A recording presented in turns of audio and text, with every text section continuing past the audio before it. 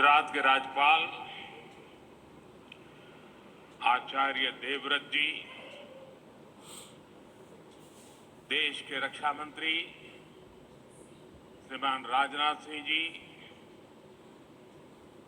गुजरात के लोकप्रिय मुख्यमंत्री श्री भूपेंद्र भाई पटेल,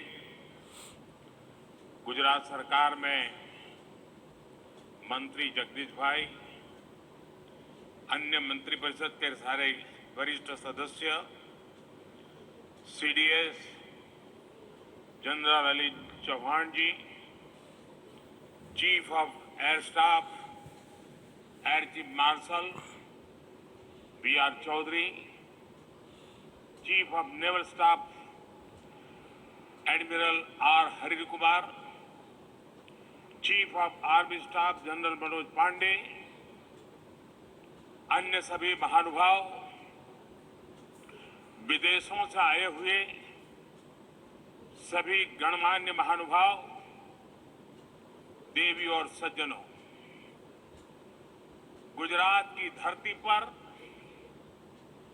सशक्त, समर्थ और आत्मनिर्भर भारत के इस महोत्सव में आप सभी का हार्दिक स्वागत है।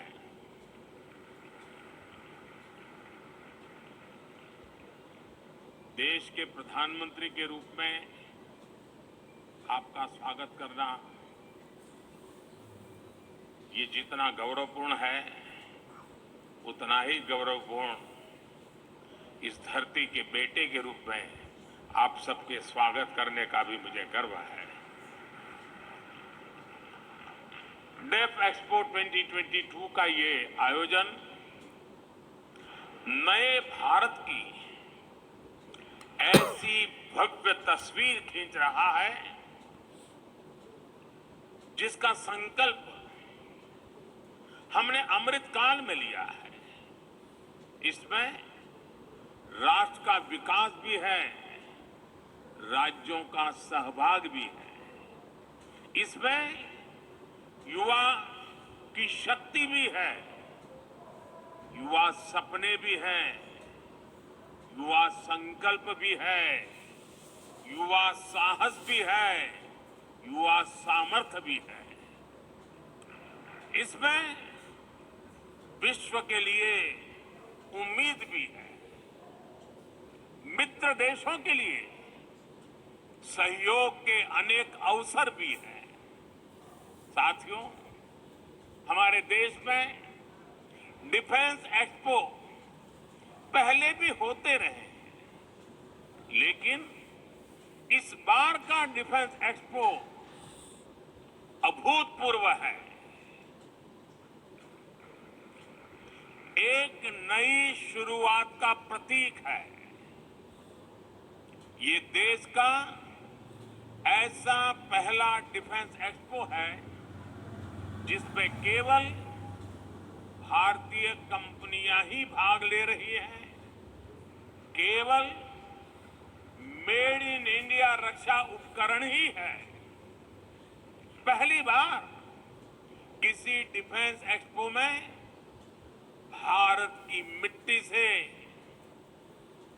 भारत के लोगों के पसीने से बनी अनेक विध उत्पाद, हमारे ही देश की कंपनियां, हमारे वैज्ञानिक, हमारे युवाओं का सामर्थ्य आज हम लौह पुरुष सरदार पटेल की इस धरती से दुनिया के सामने हमारे सामर्थ्य का परिचय दे रहे हैं। इसमें 1300 से ज्यादा एग्जीबिटर्स हैं, जिसमें भारतीय उद्योग है, भारत के उद्योगों से जुड़े हुए कुछ जॉइंट वेंचर्स हैं, एमएसएमई और 100 से ज्यादा स्टार्टअप्स हैं।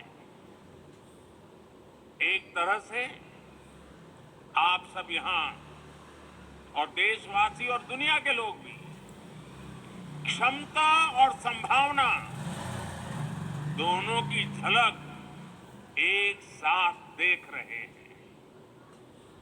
इन्हीं संभावनाओं को साकार करने के लिए पहली बार 450 से ज्यादा एमओयूज और एग्रीमेंट साइन किए जा रहे हैं। साथियों, ये आयोजन हम काफी समय पहले करना चाहते थे। गुजरात के लोगों तो भली भांति पता भी है, कुछ परिस्थितियों के कारण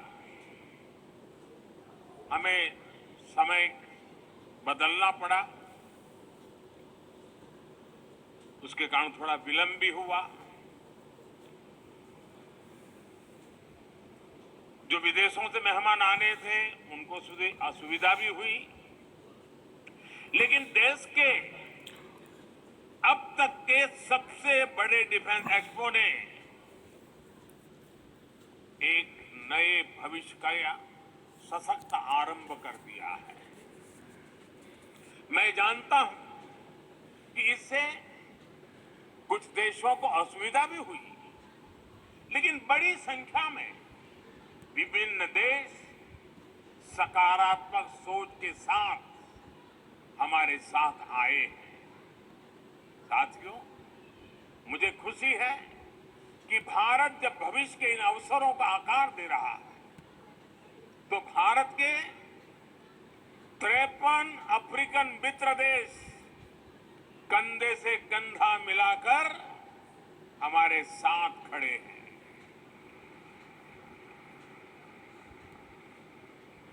इस अवसर पर दूसरा इंडिया अफ्रीका डिफेंस डायलॉग भी आरंभ होने जा रहा है। भारत और अफ्रीकन देशों के बीच ये मित्रता, ये संबंध उस पुराने विश्वास पर टिके हैं जो समय के साथ और मजबूत हो रहा है, नया आयाम छू रहा है। मैं अफ्रीका से आए अपने साथियों को बताना चाहता हूं कि आज आप गुजरात की जिस धरती पर आए हैं, उसका अफ्रीका के साथ बहुत पुराना और आत्मीय संबंध रहा है। अफ्रीका में जो पहली ट्रेन चली थी, उसके निर्माण कार्य में इसी गुजरात के कच्छ से लोग अफ्रीका गए थे और उन्होंने मुश्किल अवस्था में हमारे कामगारों ने जी जान से काम करके अफ्रीका में आधुनिक रेल, उसकी नींव रखने में बहुत बड़ी भूमिका निभाई थी। इतना ही नहीं, आज अफ्रीका में जाएंगे तो दुकान शब्द कॉमन है। ये दुकान शब्द गुजराती है। रोटी, भाजी, ये अफ्रीका के जनजीवन में जुड़ गए शब्द हैं। महात्मा गांधी जैसे वैश्विक नेता के लिए भी गुजरात अगर उनकी जन्मभूमि थी, तो अफ्रीका उनकी पहली कर्मभूमि थी। अफ्रीका के प्रति आत्मीयता और ये अपनापन आज भी भारत की विदेश नीति के केंद्र में है। कोरोना काल में जब वैक्सीन को लेकर पूरी दुनिया चिंता में थी, तब भारत ने हमारे अफ्रीकन मित्र देशों को प्राथमिकता देते हुए वैक्सीन पहुंचाई। हमने हर जरूरत के समय दवाइयों से लेकर मिशन तक अफ्रीका के साथ कंधे से कंधा मिलाकर चलने का प्रयास किया। अब रक्षा क्षेत्र में हमारे बीच का सहयोग और समन्वय इन संबंधों को नई ऊंचाई देंगे। साथियों, इस आयोजन का एक महत्वपूर्ण आयाम इंडियन ओशन रीजन प्लस की डिफेंस मिनिस्टर्स कॉन्क्लेव भी है। इसमें हमारे 46 मित्र देश हिस्सा ले रहे हैं। आज अंतर्राष्ट्रीय सुरक्षा से लेकर वैश्विक व्यापार तक मैरीटाइम सिक्योरिटी एक ग्लोबल प्राथमिकता बनकर उभरा है। 2015 में मैंने मॉरिशस में security and growth for all in the region यानी सागर का विजन भी सामने रखा था। जैसा कि मैंने सिंगापुर में सांग्रीला डायलॉग में कहा था, इंडो पैसिफिक रीजन में अफ्रीकी तटों से लेकर अमेरिका का तक भारत का एंगेजमेंट इंक्लूसिव है। आज ग्लोबलाइजेशन के दौर में मर्चेंट नेवी की भूमिका का भी विस्तार हुआ है। दुनिया की भारत से अपेक्षाएं बढ़ी हैं और मैं विश्व को विश्वास दिलाना चाहता हूं, आपकी अपेक्षाओं को पूरा करने के लिए भारत हर कोशिश प्रयास करता रहेगा। हम कभी पीछे नहीं हटेंगे। इसलिए ये डिफेंस एक्सपो भारत के प्रति वैश्विक विश्वास का प्रतीक भी है। इतने सारे देशों की उपस्थिति के जरिए विश्व का बहुत बड़ा सामर्थ्य गुजरात की धरती पर जुट रहा है। मैं इस आयोजन में भारत के सभी मित्र राष्ट्रों और उनके प्रतिनिधियों का हृदय से स्वागत करता हूं। मैं इस भव्य आयोजन के लिए गुजरात के लोगों और विशेष रूप से मुख्यमंत्री भूपेंद्र भाई पटेल, उनकी पूरी टीम का अभिनंदन करता हूं। देश और दुनिया में विकास को लेकर औद्योगिक सामर्थ्य उसे लेकर के गुजरात की जो पहचान है, आज इस डिफेंस एक्सपो से गुजरात की पहचान को चार चांद लग रहे हैं, एक नई ऊंचाई मिल रही है। आने वाले समय में गुजरात डिफेंस इंडस्ट्री का भी एक बड़ा केंद्र बनेगा। भारत की सुरक्षा और सामरिक सामर्थ्य में गुजरात का भी बहुत बड़ा योगदान देगा, ये मुझे पूरा विश्वास है। साथियों, मैं अभी स्क्रीन पे देख रहा था, डीसा के लोग उत्साह से भरे हुए थे, उमंग और उत्साह नजर आ रहा था। डीसा एयरफील्ड का निर्माण भी देश की सुरक्षा और उस क्षेत्र के विकास के लिए एक महत्वपूर्ण उपलब्धि है। डीसा अंतर्राष्ट्रीय सीमा से केवल 130 किलोमीटर दूर है। अगर हमारे फोर्सेस, विशेषकर हमारी वायुसेना डीसा में होगी तो हम पश्चिमी सीमा पर किसी भी दुस्साहस का और बेहतर ढंग से जवाब दे पाएंगे। ડીસાના ભાઈઓ બહેનો, તમને હું ગાંધીનગરથી અનેક અનેક અભિનંદન પાઠવું છું।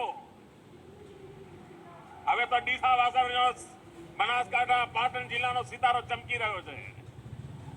इस एयरफील्ड के लिए गुजरात की ओर से साल 2000 में ही डीसा के ये जमीन दी गई थी। जब यहां मैं मुख्यमंत्री था तो मैं लगातार इसके निर्माण कार्य के लिए प्रयास करता था। तत्कालीन केंद्र सरकार को उस समय जो सरकार थी उनको बार बार मैं समझा रहा था इसका महत्व क्या है।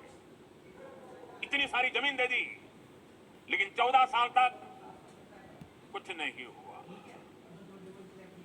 और फाइलें भी ऐसी बना दी गई थी, ऐसे सवालिया निशान डाले गए थे कि मुझे वहां पहुंचने के बाद भी सही तरीके से सही चीजों को प्रस्थापित करने में भी टाइम गया। सरकार आने के बाद हमने डीसा में ऑपरेशनल बेस बनाने का फैसला लिया और हमारी सेनाओं की अपेक्षा आज पूरी हो रही है। मेरे डिफेंस के साथी, जो भी चीफ ऑफ डिफेंस साहब बने, हर किसी ने मुझे हमेशा इस बात की याद दिलाई थी और आज चौधरी जी के नेतृत्व में ये बात सिद्ध हो रही है। जितना अभिनंदन डिसा को है, उतना ही अभिनंदन मेरे एयरफोर्स के साथियों को भी है। ये क्षेत्र अब देश की सुरक्षा का एक प्रभावी केंद्र बनेगा। जैसे बनासकांठा और पाटन, उसने अपनी एक पहचान बनाई थी। वो पहचान थी बनासकांठा, पाटन गुजरात में सौर शक्ति, सोलर एनर्जी का केंद्र बनकर उभरा है। वही बनासकांठा और पाटन अब देश के लिए वायु शक्ति का भी केंद्र बनेगा। साथियों, किसी भी सशक्त राष्ट्र के लिए भविष्य में सुरक्षा के मायने क्या होंगे, स्पेस टेक्नोलॉजी इसका एक बहुत बड़ा उदाहरण है। मुझे बताया गया है कि तीनों सेनाओं द्वारा इस क्षेत्र में विभिन्न चुनौतियों की समीक्षा की गई है, पहचान की गई है। हमें इनके समाधान के लिए तेजी से काम करना होगा। मिशन डिफेंस स्पेस देश के प्राइवेट सेक्टर को भी अपने सामर्थ्य दिखाने का अवसर देगा। स्पेस में भविष्य की संभावनाओं को देखते हुए भारत को अपनी इस तैयारी को और बढ़ाना होगा। हमारी डिफेंस फोर्सेस को नए इनोवेटिव सॉल्यूशंस खोजने होंगे। स्पेस में भारत की शक्ति सीमित न रहे और इसका लाभ भी केवल भारत के लोगों तक ही सीमित न हो, ये हमारा मिशन भी है, हमारा विजन भी है। स्पेस टेक्नोलॉजी भारत की उदार सोच वाली स्पेस डिप्लोमेसी की नई परिभाषा को गढ़ रही है, नई संभावनाओं को जन्म दे रही है। इसका लाभ कई अफ्रीकन देशों को, कई अन्य छोटे देशों को हो रहा है। ऐसे 60 से ज्यादा विकासशील देश हैं जिनके साथ भारत अपनी स्पेस साइंस को साझा कर रहा है। साउथ एशिया सैटेलाइट इसका एक प्रभावी उदाहरण है। अगले साल तक आसियान के 10 देशों को भी भारत के सैटेलाइट डेटा तक रियल टाइम एक्सेस मिलेगा। यहां तक कि यूरोप और अमेरिका जैसे विकसित देश भी हमारे सैटेलाइट डेटा का उपयोग कर रहे हैं। इस सब के साथ ही एक ऐसा क्षेत्र है जिसमें समुद्री व्यापार से जुड़ी अपार संभावनाएं हैं। इसके जरिए हमारे मछुआरों के लिए बेहतर आय और बेहतर सुरक्षा के लिए रियल टाइम सूचनाएं मिल रही हैं। हम जानते हैं कि स्पेस से जुड़ी इन संभावनाओं को अनंत आकाश जैसे सपने देखने वाले मेरे देश के युवा साकार करेंगे, समय सीमा में साकार करेंगे और अधिक गुणवत्ता के साथ साकार करेंगे। भविष्य को गढ़ने वाले युवा स्पेस टेक्नोलॉजी को नई ऊंचाई तक ले जाएंगे। इसलिए ये विषय डिफेंस एक्सपो की एक महत्वपूर्ण प्राथमिकता है। गुजरात की इस धरती से डॉक्टर विक्रम साराभाई जैसे वैज्ञानिक की प्रेरणा और गौरव भी जुड़ा हुआ है। वो प्रेरणा हमारे संकल्पों को नई ऊर्जा देगी। और साथियों, आज बात जब डिफेंस सेक्टर की बात होती है, फ्यूचर वॉरफेयर की बात होती है, तो इसकी कमान एक तरह से युवाओं के हाथ में है। इसमें भारत के युवाओं को उनके इनोवेशन और रिसर्च की भूमिका बहुत बड़ी है। इसलिए ये डिफेंस एक्सपो भारत के युवाओं के लिए उनके फ्यूचर की विंडो की तरह है। साथियों, रक्षा क्षेत्र में भारत इंटेंट, इनोवेशन और इम्प्लीमेंटेशन के मंत्र पर आगे बढ़ रहा है। आज से 8 साल पहले तक भारत की पहचान दुनिया के सबसे बड़े डिफेंस इंपोर्टर के रूप में होती थी। हम दुनिया भर से माल खरीदते थे, लाते थे, पैसे देते रहते थे। लेकिन न्यू इंडिया ने इंटेंट दिखाया, इच्छा शक्ति दिखाई और मेक इन इंडिया आज रक्षा क्षेत्र की सक्सेस स्टोरी बन रहा है। पिछले 5 वर्षों में हमारा रक्षा निर्यात, हमारा डिफेंस एक्सपोर्ट 8 गुना बढ़ा है। दोस्तों, हम दुनिया के 75 से ज्यादा देशों को रक्षा सामग्री और उपकरण एक्सपोर्ट कर रहे हैं, निर्यात कर रहे हैं। 2021-22 में भारत का डिफेंस एक्सपोर्ट $1.59 बिलियन यानी करीब 13,000 करोड़ रुपये हो चुका है। और आने वाले समय में हमने इसे $5 बिलियन यानी 40,000 करोड़ रुपये तक पहुंचाने का लक्ष्य रखा है। ये निर्यात एक्सपोर्ट केवल कुछ उपकरणों तक सीमित नहीं है, केवल कुछ देशों तक सीमित नहीं है। भारतीय रक्षा कंपनियां आज ग्लोबल सप्लाई चेन का महत्वपूर्ण हिस्सा बन रही है। हम ग्लोबल स्टैंडर्ड के स्टेट ऑफ आर्ट उपकरणों की सप्लाई कर रहे हैं। आज एक और कई देश भारत के तेजस जैसे आधुनिक फाइटर जेट में दिलचस्पी दिखा रहे हैं, तो वहीं हमारी कंपनियां अमेरिका, इजरायल और इटली जैसे देशों को भी रक्षा उपकरणों के पार्ट सप्लाई कर रही है।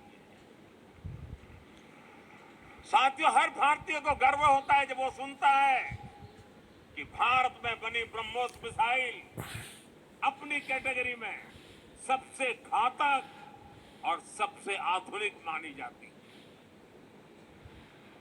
कई देशों के लिए ब्रह्मोस मिसाइल उनकी पसंदीदा चॉइस बनकर उभरी है। साथियों, भारत की टेक्नोलॉजी पर आज दुनिया भरोसा कर रही है, क्योंकि भारत की सेनाओं ने उनकी क्षमताओं को साबित किया है। भारत की नौसेना ने INS विक्रांत जैसे अत्याधुनिक एयरक्राफ्ट कैरियर को अपने बेड़े में शामिल किया। ये इंजीनियरिंग का विशाल और Virat masterpiece Cochin shipyard limited के स्वदेशी तकनीक से बनाया गया है। भारतीय वायुसेना ने मेक इन इंडिया के तहत बनाए गए प्रचंड लाइट कॉम्बैट हेलीकॉप्टर्स को शामिल किया। इसी तरह हमारी थल सेना भी आज स्वदेशी तोपों से लेकर कॉम्बैट गन्स तक भारतीय कंपनियों से खरीद रही है। यहां गुजरात के हजीरा में बन रही मॉडर्न आर्टिलरी आज देश की सीमा की सुरक्षा बढ़ा रही है। साथियों, देश को इस मुकाम तक लाने के लिए हमारी नीतियां, हमारे रिफॉर्म्स और ईज ऑफ डूइंग बिजनेस में बेहतरी की भी बड़ी भूमिका है। भारत ने अपने रक्षा खरीद बजट का 68% भारतीय कंपनियों के लिए निर्धारित किया, ईयरमार्क किया है। यानी जो टोटल बजट है उसमें से 68% भारत में बनी, भारत के लोगों के द्वारा बनी हुई चीजों को खरीदने के लिए हमने ईयरमार्क कर दिया है। ये बहुत बड़ा निर्णय है और ये निर्णय इसलिए हुआ है कि भारत की सेना को जो प्रगतिशील नेतृत्व मिला है, उस सेना में बैठे हुए लोगों के हौसले के कारण ये निर्णय हो पा रहा है। ये राजनीति इच्छा शक्ति से होने वाले निर्णय नहीं है, ये निर्णय सैन्य की इच्छा शक्ति से होता है। और आज मुझे गर्व है कि मेरे पास ऐसे जवान हैं, मेरे सेना के ऐसे अफसर हैं कि ऐसे महत्वपूर्ण निर्णयों को वो आगे बढ़ा रहे हैं।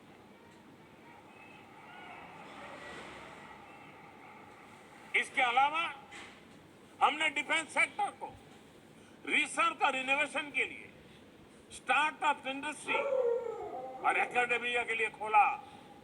25% रिसर्च बजट हमने बाहर जो एकेडमिया है, नई पीढ़ी है, उनके हाथ में सुपुर्द करने का साहसपूर्ण निर्णय किया है। और मेरा भरोसा मेरे देश की युवा पीढ़ी में है। अगर भारत सरकार उनको 100 रुपया देगी, मुझे पक्का विश्वास है वो देश को 10,000 रुपया लौटा करके दे देंगे। ये मेरे देश की युवा पीढ़ी में था। मुझे खुशी है कि सरकार के प्रयासों के साथ ही हमारी सेनाओं ने भी आगे आकर ये तय किया है कि देश की रक्षा के लिए ज्यादा से ज्यादा साजो सामान वो देश के भीतर जो बना है उसी को खरीदेंगे। सेनाओं ने मिलकर कई उपकरणों की 2 लिस्ट भी तय की है। उन्होंने एक लिस्ट वो बनाई है जो सिर्फ देश में बनी हुई चीजों को खरीदा जाएगा, और कुछ लिस्ट ऐसी है कि जो अनिवार्य होगा तो बाहर से ली जाएगी। आज मुझे खुशी है, मुझे बताया गया उन्होंने उसमें 101 और चीजें नई आज जोड़ दी हैं जो सिर्फ भारत में बनी हुई चीजें ली जाएगी। ये निर्णय आत्मनिर्भर भारत के सामर्थ्य को भी दिखाते हैं और देश के जवानों का अपने देश के सैन्य साजो सामान को लेकर बढ़ रहे भरोसा का प्रतीक भी है।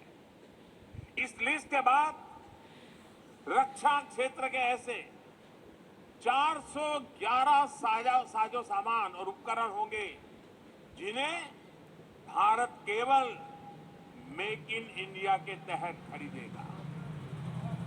आप कल्पना करिए, इतना बड़ा बजट भारतीय कंपनियों की नींव को कितना मजबूत करेगा, हमारे रिसर्च और इनोवेशन को कितनी बड़ी ताकत देगा, हमारे डिफेंस मैन्युफैक्चरिंग सेक्टर को कितनी बड़ी बुलंदी देगा, और इसका कितना बड़ा फायदा मेरे देश की युवा पीढ़ी को होने वाला है।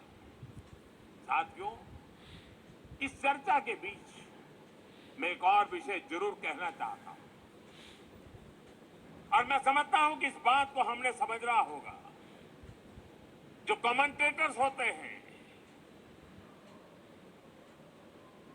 वो भी कभी कभी इन चीजों में फंस जाते हैं, लेकिन मैं कहना जरूर चाहूंगा, हमारा बहुत जीवन का अनुभव है। जब हम ट्रेन के अंदर प्रवास करते हैं, अगर एक सीट पर 4 लोग बैठे हैं और 5वां आ जाए तो ये चारों मिलकर के 5वें को घुसने नहीं देते, रोक देते हैं। ठीक वैसे ही स्थिति डिफेंस की दुनिया में मैन्युफैक्चरिंग कंपनियों की रही है। दुनिया की डिफेंस सप्लाई के क्षेत्र में कुछ एक कंपनियों की जो मोनोपोली चलती है, वे किसी को घुसने ही नहीं देते थे, लेकिन भारत ने हिम्मत करके अपनी जगह बना ली है। आज दुनिया के लिए भारत के नौजवानों का एक कौशल एक विकल्प बन करके उभर रहा है। दोस्तों, भारत के नौजवानों का डिफेंस के सेक्टर में ये जो सामर्थ्य उभर करके आ रहा है वो दुनिया का भला करने वाला है। दुनिया के लिए नए अवसर देने वाला है, ऑल्टरनेट के लिए नए अवसर पैदा करने वाला है। और हमारे नौजवानों का ये प्रयास, मुझे पूरा विश्वास है कि हमारे नौजवानों के इस प्रयास के कारण आने वाले दिनों में देश का सुरक्षा का क्षेत्र तो मजबूत होगा ही होगा, लेकिन साथ साथ देश के सामर्थ्य में, देश के युवा सामर्थ्य में भी अनेक गुना बढ़ोतरी होगी। आज के इस डिफेंस एक्सपो में जो चीजें हम दिखा रहे हैं, उसमें मैं ग्लोबल गुड का भी संकेत देख रहा हूं। इसका बड़ा लाभ दुनिया के छोटे देशों को होगा, जो संसाधनों की कमी के कारण अपनी सुरक्षा में पीछे छूट जाते हैं। साथियों, भारत डिफेंस सेक्टर को अवसरों के अनंत आकाश के रूप में देखता है, सकारात्मक संभावनाओं के रूप में देखता है। आज हमारे यहाँ यूपी और तमिलनाडु में 2 डिफेंस कॉरिडोर तेज गति से विकास की दिशा में आगे बढ़ रहे हैं। दुनिया की बड़ी बड़ी कंपनियां भारत में इन्वेस्ट करने के लिए आ रही है। इस इन्वेस्टमेंट के पीछे सप्लाई चेन का एक बड़ा नेटवर्क विकसित हो रहा है। इन बड़ी कंपनियों को हमारी एमएसएमईज, हमारे लघु उद्योग की भी ताकत जुड़ जाती है। हमारे लघु उद्योगों को भी इसके कारण ताकत मिल जाती है और सहयोग करेगी। और मुझे विश्वास है हमारे इन छोटे छोटे उद्योगों के हाथ में भी पूंजी पहुंचने वाली है। इस क्षेत्र में लाखों करोड़ के निवेश से युवाओं के लिए उन क्षेत्रों में रोजगार के बड़े अवसर पैदा होने वाले हैं और एक नए विकास की ऊंचाई को प्राप्त करने की संभावना हो जाती है। मैं गुजरात डिफेंस एक्सपो में मौजूद सभी कंपनियों से भी आह्वान करना चाहता हूं, आप इन अवसरों को भविष्य के भारत को केंद्र में रख करके आकार दीजिए। अब मौका जाने मत दीजिए, अब इनोवेट करिए, दुनिया में बेस बनाने का संकल्प लीजिए और सशक्त विकसित भारत के सपने को आकार दीजिए। और मैं नौजवानों को, रिसर्चर्स को, इनोवेटर्स को विश्वास देता हूं, मैं आपके साथ, आपके उज्जवल भविष्य के लिए मैं मेरी आज आपके लिए खपाने के लिए तैयार हूं। साथियों, देश बहुत तेजी से बदल रहा है, आप भी अनुभव करते होंगे। यही देश कोई जमाना था जब कबूतर छोड़ा करता था, आज चीता छोड़ने की ताकत रखता है।